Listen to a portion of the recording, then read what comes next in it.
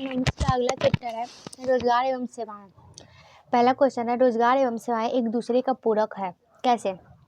उत्तर, रोजगार एवं सेवाएं का अभिप्राय यह है कि इस बात से है कि जब व्यक्ति अपने परिश्रम एवं शिक्षा के आधार पर जीविकोपार्जन के लिए धन एकत्रित करता है, जब एकत्रित धन को पूंजी के रूप में व्यवहार किया जाता है और उत्पादन के क्षेत्रों में निवेश किया जाता है, तो सेवाएं क्षेत्र उत्पन्न होते हैं। अतः रोजगार एवं सेवाएं एक दूसरे के परस्पर सहयोगी है। आर्थिक प्रगति के कारण देश के विकास के साथ सेवा का विस्तार होता है, जिसके फलस्वरूप लोगों के लिए रोजगार के नए अवसर उपलब्ध होते हैं। सेवाएं क्षेत्र के विकास से शिक्षा की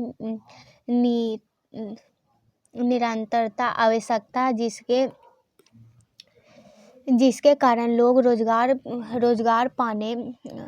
रोजगार पाने में सक्षम हो पाते हैं तथा हीन भाव से उठकर देश व राज्य के हित में काम करना प्रारंभ करते हैं, जिसका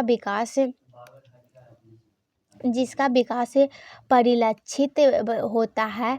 सेवा क्षेत्र का विस्तार रोजगार के अवसर को जन्म देता है। उदाहरण से स्पष्ट कि कोई किसान अपने खेतों में धान उपजाता है, उसमें मेहनत करता है, आगे है चावल प्राप्त करता है। अगर किसान अपने घर में चावल चुनकर उसे साफ सुथरा कर एक किलो का पॉलीथीन पैकेट बनाकर बाजार में बेचकर कार्य करता है, तो उसे प्रारंभ से लेकर अंत तक रोजगार मिल जाता है। अगर व्यापार करना चाहता है तो व्यापारिक स्तर पर एक साथ कर सकता है, और जिससे कि अधिक से अधिक किसान रोजगार मुहैया कर सकता है। यदि किसान का संबंधित तकनीक जानकारी पर लक्षण प्राप्त अपनी आमदनी और बढ़ा सकता है, और इस प्रकार रोजगार की सेवाएं एक दूसरे के पूरक हैं।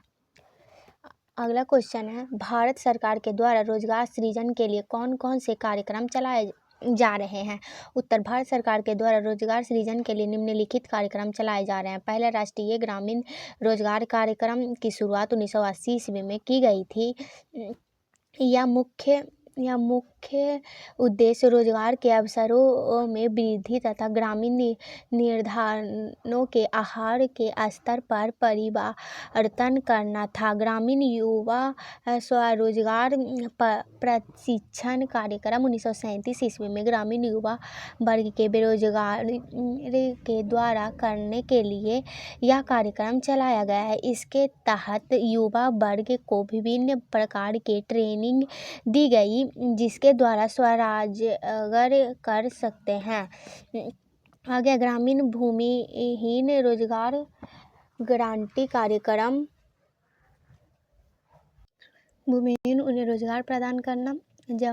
जवाहर रोजगार योजना भारत सरकार में 1979 ईस्वी में राष्ट्रीय ग्रामीण रोजगार कार्यक्रम ग्रामीण भूमि रोजगार गारंटी कार्यक्रम को मिलाकर जवाहर रोजगार योजना का प्रारंभ किया गया। आगे हमारा काम के बदले अनाज कार्यक्रम। इस कार्यक्रम की शुरुआत 2004 ईस्वी में की गई थी। इसका उद्देश्य पूरक वेतन रोजगार की सृजन को बढ़ाना था तथा इसके अंतर्गत मजदूरी का न्यूनतम 25% भाग तक भूमिगत नगद राशि और शेष मजदूर अनाज के रूप में दी जाती थी। महात्मा गांधी राष्ट्रीय ग्रामीण रोजगार गारंटी योजना इस कार्यक्रम में शुरुआत 2006 ईस्वी में की गई। इस योजना के तहत यानी जिले में ग्रामीण क्षेत्रों में प्रत्येक परिवार के एक सदस्य का वर्ष में कम से कम 100 दिन अकुशल श्रम वाले रोजगार की गारंटी दी गई है। तीसरा क्वेश्चन है, सेवा क्षेत्र पर एक संक्षिप्त लेख लिखें। तो इसका उत्तर पढ़ेंगे हम। अर्थव्यवस्था के अंदर तीन क्षेत्र होते हैं। पहला प्राथमिक क्षेत्र, दूसरा प्राथमिक क्षेत्र अथवा कृषि क्षेत्र, दूसरा द्वितीय क्षेत्र यानी औद्योगिक क्षेत्र, तीसरा सेवा क्षेत्र। यह अर्थव्यवस्था का वह क्षेत्र है जो विभिन्न प्रकार की सेवाओं उपलब्ध कराता है, जैसे कि संचार, शिक्षा, बैंक, होटल, यातायात इत्यादि। सेवा क्षेत्र के दो भागों में बांटा गया है। पहला सरकारी, दूसरा गैर सरकारी। सरकारी, इसके अंतर्गत केंद्र अथवा राज्यों के सरकार अपने कर्मचारियों की नियुक्ति कर विभिन्न प्रकार की सेवाएं लेती है। इसके बदले उनको वेतन प्राप्त होता है। पुलिस, प्रशासन, रेलवे इत्यादि। अगला गैर सरकारी सेवा, सरकार के अलावा अन्य संस्था, निजी संस्था द्वारा उपलब्ध कराए रोजगार को शामिल करता है। इंजीनियर, चिकित्सा, कानून, शिक्षा सेवा इत्यादि। सेवा क्षेत्र का विकास घरेलू उत्पाद में विकास का उद्योगता, इससे सर्वाधिक आय की प्राप्ति होती है। आगे हमारा सेवा क्षेत्र में सरकारी प्रयासों के रूपों में क्या किए गए हैं, वर्णन करें। तो इसका उत्तर हो जाएगा उत्तर राष्ट्रीय स्तर पर भारत सरकार के द्वारा रोजगार सृजन करने के लिए अनेक कार्यक्रम चलाए जा रहे हैं, जिसका कार्यान्वयन राज्य सरकार द्वारा भी किया जा रहा है। सेवा क्षेत्र में सरकारी प्रयासों के रूप में कुछ कार्यक्रम की चर्चा की जाती है।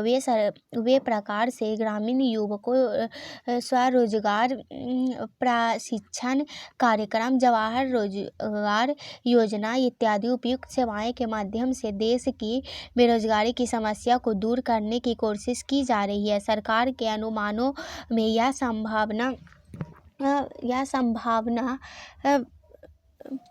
संभावना बेरोजगारी की समस्या को दूर करने के लिए यह संभावना है कि व्यक्तियों की गई करीब 62% लोगों की उपयुक्त योजनाओं के द्वारा रोजगार मुहैया करना जा रहा है। और ग्रामीण रोजगार के क्षेत्रों में रोजगार उपलब्ध कराने के लिए नरेगा विश्व की सबसे बड़ी योजना। अब इसे देश में प्रत्येक जिले में लागू कर दिया गया है तथा इनका नया नाम महात्मा गांधी राष्ट्रीय रोजगार गारंटी अधिनियम है। आगे हमारा है वर्तमान आर्थिक मंदी का प्रभाव भारत के सेवा क्षेत्र पर क्या पड़ा है। तो एक समय यह कहा जाता था कि जब फ्रांस छींकता है तो सारे यूरोप को सर्दी लग जाती है। आज वही स्थिति अमेरिका की है। वहाँ आए आर्थिक मंदी ने सारे संसार को हिला कर रख दिया है। इस मंदी का सबसे बड़ा शिकार भारत का सेवा क्षेत्र हुआ है। विकसित राष्ट्रों में तकनीकों वैज्ञानिक छटनी करके रोजगार के मुक्त कर दिया गया है और इसका प्रभाव भारत के उन वैज्ञानिकों पर पड़ा है जो कि दूसरे राष्ट्रों के रोजगार के। अमेरिका में कई बैंक दिवालिया हो गई और कितनी ही वित्तीय संस्थाओं को बंद करना पड़ा है। आगे भारत सेवा क्षेत्र पर भी उसका असर देखने को मिला है। सबसे ज़्यादा चूना एवं प्रौद्योगिकी के क्षेत्र है। हमारे इंजीनियरिंग आज ब्रह्म स्रोतों में लगे हुए हैं। भारत के कार्यकर्ता अनेक विदेशी कंपनियां छटनी करने प्रारंभ कर दिया। भारत में अन्य क्षेत्रों पर इनका प्रभाव नगण्य है, परंतु सेवा क्षेत्र पर इसका प्रभाव सर्वाधिक देखा गया है। यह पर तकनीक बेरोजगार सर्वाधिक देखी गई है। आगे हमारा आगे है हमारा आर्थिक विकास के विभिन्न क्षेत्रों की विवेचना कीजिए। सेवा क्षेत्र एवं शिक्षा क्षेत्र की क्या भूमिका है। तो इसका हो जाएगा उत्तर हो जाएगा किसी भी देश के आर्थिक विकास के लिए 3 क्षेत्र उपलब्ध महत्वपूर्ण है। पहला प्राथमिक क्षेत्र है। प्राथमिक क्षेत्र कृषि व उससे संबंधित क्रियाओं को शामिल किया जा सकता है, जैसे कि फलों का उत्पादन, वनोत्पादन, पशुपालन, मछली पालन इत्यादि। द्वितीय क्षेत्र में होता है। इस क्षेत्र में निर्माण एवं विनिर्माण को सम्मिलित किया जाता है। इससे छोटे व बड़े उद्योगों की क्रियाओं को शामिल किया जाता है। न्यूनता उत्पादन, गैस उत्पादन, जल पूर्ति एवं अन्य। आगे है तृतीय क्षेत्र यानी सेवा क्षेत्र। इस क्षेत्र में सेवाओं को सम्मिलित किया गया है, जैसे परिवहन, भंडारण, संचारण, होटल, व्यापार, बैंक, बीमा, लोक प्रशासन, सामाजिक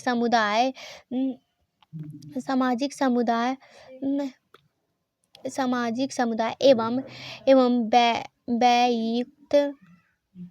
व्ययुक्त सेवाएं आदि। सेवा क्षेत्र शिक्षा की भूमिका। सेवा क्षेत्र में शिक्षा की भूमिका बहुत महत्वपूर्ण है, क्योंकि शिक्षित व्यक्ति इस क्षेत्र में अपने कार्य को सही गति प्रदान करते हैं, क्योंकि शिक्षा लोगों को कौशल सिखाती है। अतः वस्तुओं का उत्पादन गुणवत्ता दृष्टि शिक्षा काफ़ी महत्वपूर्ण है। जिस प्रकार कारखानों के निर्माण करने से परिणाम प्राप्त होते हैं, ठीक उसी प्रकार शिक्षा संसाधनों में निवेश से देश के आर्थिक विकास में महत्वपूर्ण परिणाम प्राप्त होते हैं। आगे हमारा है विश्व के लिए भारत सेवा प्रदान के रूप में किस तरह जाना जाता है। उदाहरण सहित लिखे। उत्तर हमारा हो जाएगा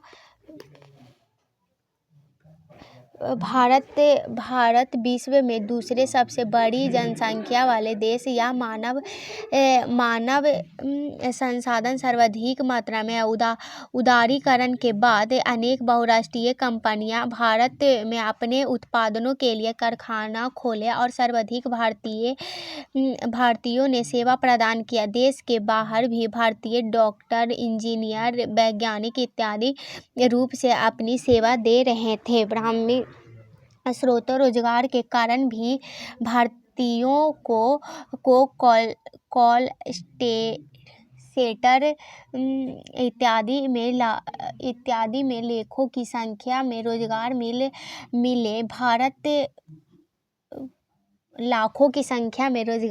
भारत में उत्तम एवं सस्ता श्रम उपलब्ध होने का कारण विदेशी कंपनियां एवं जमघाट शुरू हो गया। विश्व के लिए भारत एक उत्तम सेवा प्रदान के रूप में जाना जाता है। लगातार विदेशी पूंजी निवेश, कॉलेज सेंटर का विस्तार इत्यादि इनके श्रेष्ठ उदाहरण हैं। आगे है हमारा संचार सेवाओं के विकास के कंप्यूटर का क्या योगदान है। तो उत्तर संचार सेवाओं के विकास एवं प्रसार में कंप्यूटर का योगदान अत्यधिक महत्वपूर्ण है। कंप्यूटर एक स्वचालित मशीन जिसके अनेक उपयोग हैं। आज दूरसंचार, परिवहन, विज्ञान, शिक्षा, चिकित्सा, संरक्षण, शोधन, अनुसंधान आदि के में कंप्यूटर का प्रयोग दिन प्रतिदिन बढ़ता जा रहा है। इससे इन सेवाओं के स्तर में सुधार। कंप्यूटर के 2 मुख्य अंग हैं। पहला है सॉफ्टवेयर और दूसरा है हार्डवेयर। कंप्यूटर में सॉफ्टवेयर उद्योग में श्रम प्रधान है तथा इसके उत्पादन में भारत विश्व का एक अग्रणी देश माना जाने लगा है। हमारे देश में बेंगलुरु शहर में सूचना प्रौद्योगिकी का सॉफ्टवेयर का प्रतीक बन गया है। इस क्षेत्र में रोजगार के असीम संभावनाएं हैं। आगे भारत में आउटसोर्सिंग का इतिहास का वर्णन करें। तो भारत में आउटसोर्सिंग का इतिहास काफ़ी पुराना है, परंतु यह अधिक चर्चा है तब आया जब 1990 के दशक में सेवा क्षेत्र तीव्र प्रगति करना प्रारंभ किया और इसकी शुरुआत सेवा क्षेत्र 1980 के दशक में मानी जाती है। आज भारत के विश्व सूचक प्रौद्योगिकी काफ़ी महत्वपूर्ण भूमिका अदा कर रहा है और आउटसोर्सिंग का एयरलाइंस कंपनियों के लिए प्रारंभ हुआ है और आईटी कंपनी भ्रमण हो गई है। आज एक TCS और टाटा एंड सन्स जैसे अग्रणी कंपनियां क्षेत्र में है। ताज़ा आंकड़ों के हिसाब से भारतीय आउटसोर्सिंग के क्षेत्र में लगभग 30 लाख लोगों को काम करते हैं और इससे 11 अरब डॉलर राजस्व प्राप्ति है। और भारतीय अर्थव्यवस्था में उद्योग के इतिहास में प्रचलित नहीं है, परंतु अत्यंत महत्वपूर्ण है। आगे हमारा है